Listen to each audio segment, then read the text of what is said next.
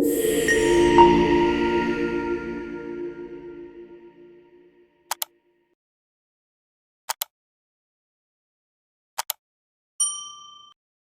a cold winter night, beneath the bustling streets of New York City, a subway train prepared to make its routine late-night journey. The 11:55 p.m. train was packed with passengers, workers heading home, night owls, and students lost in their thoughts. The train pulled out of the station. The passengers expected an ordinary ride. But what happened that night defied logic. The train never arrived at its next stop. No calls, no wreckage, no survivors. It simply vanished. Some called it an accident. The train doors slid shut with a metallic hiss. Conductor Manuel de Leon checked his watch and gave the all-clear. The train rumbled forward, disappearing into the tunnel's darkness.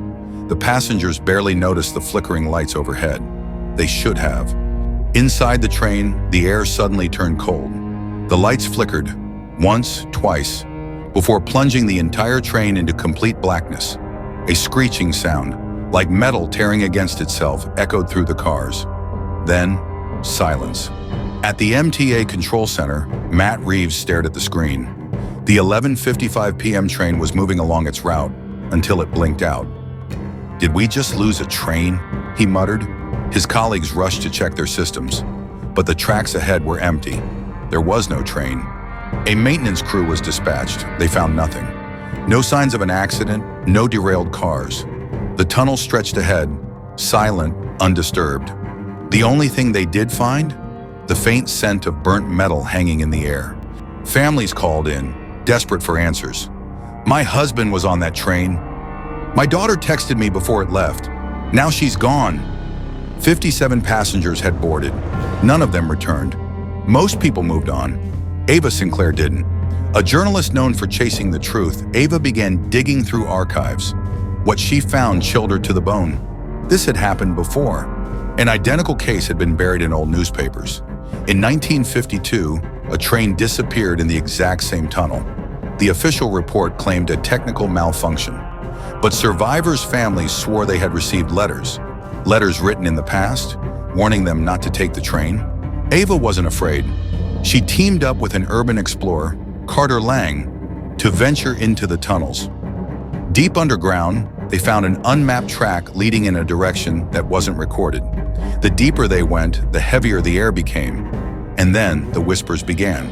Ava gasped as their flashlights illuminated a rusted subway car.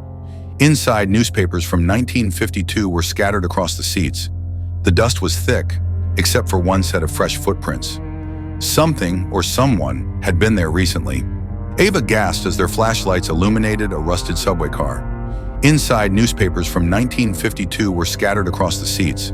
The dust was thick, except for one set of fresh footprints.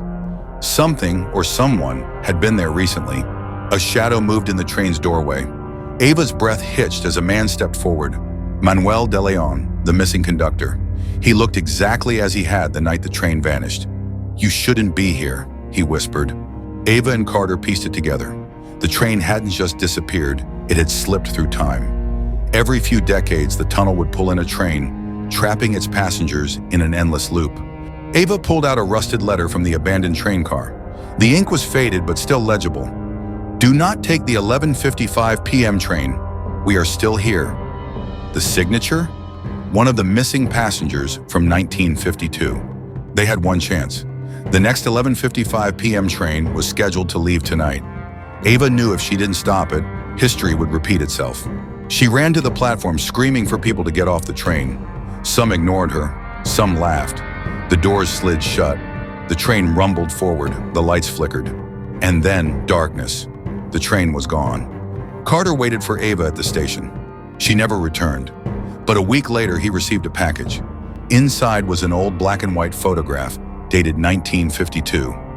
Ava was in the background, staring straight at the camera.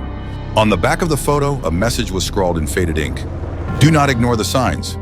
Do not be blinded by routine. Some places are not meant to be traveled."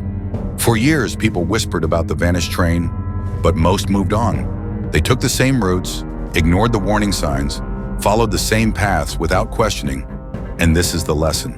We live life on autopilot, blindly following routines. We ignore the little warnings. The gut feelings, the strange coincidences, the eerie silences.